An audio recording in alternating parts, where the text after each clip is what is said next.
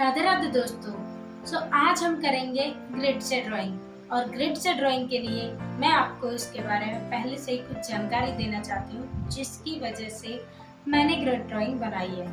वैसे मैं ये बनाना नहीं चाहती थी, लेकिन किसी ने मुझे कमेंट किया कि मैं स्टेप बाय स्टेप स्केच सिखाऊं यूट्यूब पर। मैंने सोचा कि इसी बहाने हम ग्रिड के फायदे और नुकसान के बारे में भी जान लेंगे, और साथ ही साथ ये भी जान लेंगे कि बिगिनर्स जो है वो स्टार्टिंग में किस तरह से अपनी ड्राइंग को मजबूत बना पाते हैं थोड़ा ग्रिड्स के सहारे। ग्रिड्स के सहारे वीडियोस बनाना कोई गलत बात नहीं है, लेकिन प्रॉब्लम ये होती है कि जैसे जैसे हम ग्रिड्स को बढ़ाते जाते हैं उसकी वजह से हमें आदत पड़ जाती है।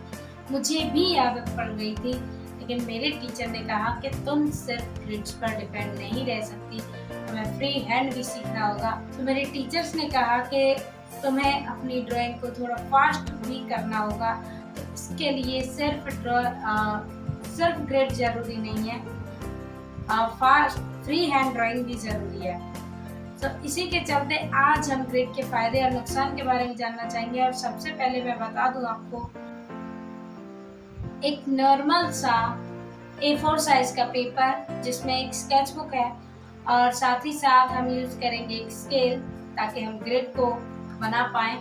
बिना स्केल के ग्रिड नहीं बन पाएगा, और ना ही हमें ये पता चल पाएगा कि ग्रिड हमारे कितने साइज के होंगे। और normal as we pencil, eraser and sharpener, ताकि हम अपनी चीज़ों को शार्प कर सकें, इरेज कर सकें और ड्रॉ कर सकें।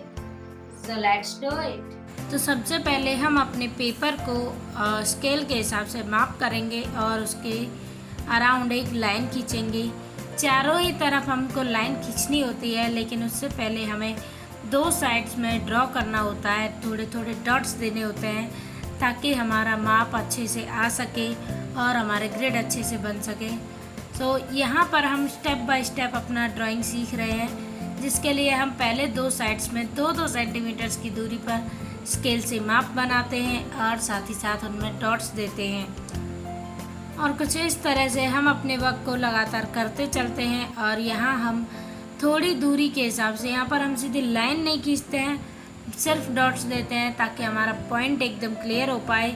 और यहाँ हम उन्हीं पॉइंट्स को एक दूसरे से मिलाते हुए लाइंस को ड्रॉ करते हैं, और इस तरह से हमारी एक साइड की लाइंस तैयार हो जाती हैं। लेकिन जैसे कि हम जानते ही हैं कि हमें बॉक्सेस बनाने होंगे, तो उसके लिए ज़रूरी है कि हम नीचे की साइड में भी पॉइंट्स को ड्रॉ करें, और यहाँ पर हम मैचिंग को भी ध्यान में रखते हैं। और इसी से हम ऊपर से नीचे की साइड के दोनों ही डॉट्स को मिलाते हुए एक एक लाइन और खींचते जाते हैं, और कुछ इस तरह से हमारे बॉक्सेस बनकर रेडी हो जाते हैं। आई होप कि आपको ये सब समझ आ गया होगा। अगर नहीं आया है तो कमेंट में ज़रूर बताएं कि कहाँ परेशानी हुई है। इसके अलावा यहाँ हम पॉइंट्स भी नोट करते हैं कि कौन से नंबर पर हम कौन सा स्केच बनाने वाले हैं, कौन सा पार्ट हमारे हिस्से का आएगा, तो उसी के हिसाब से हम ड्राइंग कर पाते हैं।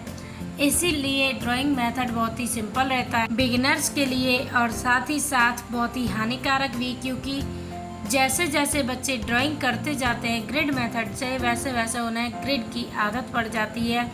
और जब वो फ्री हैंड बनाने की कोशिश करते हैं तो उनसे पोजीशन सेम नहीं बनती हैं, या फिर स्केच सेम नहीं बनते हैं, जिसकी वजह से उन्हें लगता है कि ग्रिड ही सिंपल तरीका है, और वो सिर्फ अपने कंफर्ट जोन में जाने के लिए अपने ड्राइंग को यहीं पर रोक देते हैं और सिर्फ ग्रिड से ही वर्क करते रहते हैं, जिसकी वजह से उन्हें 3D ड्राइंग बनाने में, या फिर रियलिस्टिक ड्राइंग बनाने में, या फिर लाइव पोर्ट्रेट बनाने में बहुत ही ज़्यादा प्रॉब्लम्स आती हैं। इसीलिए ग्रिड का यूज़ हमें बहुत ही कम करना चाहिए।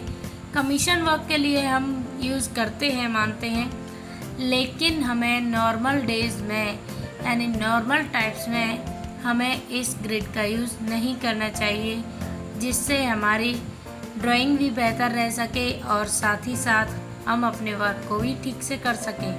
काफ़ी सारी चीज़ें हैं जो हर किसी को फेस करनी पड़ती हैं, क्योंकि कभी कभी ग्रिड में भी ड्राइंग अच्छी नहीं आ पाती है, कुछ मिस्टेक्स हो जाती हैं जिनको हम अच्छी तरह से करने के लिए कभी इरेज करते हैं, कभी बार बार एक ही गलती को हम दोहराते हैं, कोशिश करते हैं कि अगली बार ये गलती ना हो, लेकिन फिर भी कहीं ना कहीं हो ही जाती है।